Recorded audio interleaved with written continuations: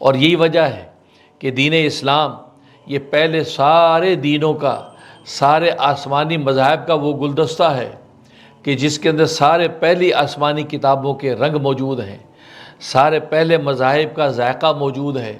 تبھی قرآن نے کہا فیہا کتب قیمہ، کہ اس قرآن کریم میں پہلی ساری مستحکم کتابیں بند کر دی گئی ہیں۔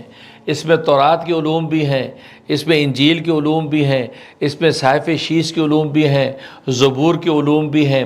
ساری آسمانی کتابیں پہلے جو اتری انبیاء پر، ان سب کے علوم اللہ تبارک و تعالی نے قرآن کریم میں بند کر دی ہیں۔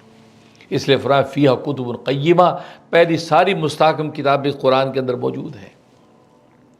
اور پھر خود سرکار دو عالم صلی اللہ علیہ وسلم جو منصب لے کے آئے، آپ نے یہی ارشاد فرمایا کہہ دو آمنت باللہ و ملائکتہ و کتبہ و رسلہ، میں ایمان لایا اللہ پر، اس کے فرشتوں پر، اس کی کتابوں پر، اس کے رسولوں پر، کیونکہ تمام انبیاء پر ایمان لانا یہ سرکار دو عالم صلی اللہ علیہ وسلم کے ایمان لانے کی پہلی شرط ثابت ہوئی۔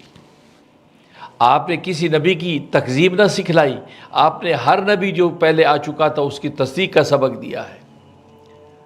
اسے تو قرآن کریم نے بھی کہا کہ اے ایمان والو، اے مسلمانوں، تم تو ان سے اہل کتاب یہود و نصارہ سے محبت کرتے ہو، تو یحبونہم، تم تو ان سے محبت کرتے ہو، تم تو ان کے دوست ہو، ولا یحبونکم، لیکن وہ تمہارے دوست نہیں ہیں، وہ تم سے محبت نہیں کرتے۔ کیوں؟ وتؤمنون بالکتاب کلی، اس لیے کہ تم ان کی ساری کتابوں کو سچا مانتے ہو، ان کے سارے نبیوں کو سر کا تاج مانتے ہو، ان کی ساری آسمانی کتابوں کو ان کا آنکھوں کا سرخ مانتے ہو، ان پر ایمان لاتے ہو، لیکن ان کی حالت یہ وہ تمہارے قرآن اور تمہارے نبی پر ایمان نہیں لاتے۔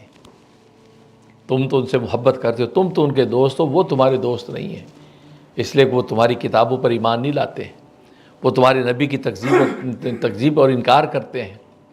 تو معلوم ہوا کہ سرکار دو عالم صلی اللہ علیہ وسلم نے بھی ایسا اسلام کا گلدستہ پیش کیا ہے کہ جو سارے کے سارے آسمانی کتابوں کا گلستان ہے۔ جس نے اسلام کو مان لیا اس سے گویا کہ سارے آسمانی مذاہب کو مان لیا ہے۔ جسے اسلام کی جو ریاست کے اندر داخل ہو گیا وہ گویا کہ ساری کی ساری جو وہ مذہبی اور آسمانی ریاستوں کے اندر داخل ہو جاتا ہے۔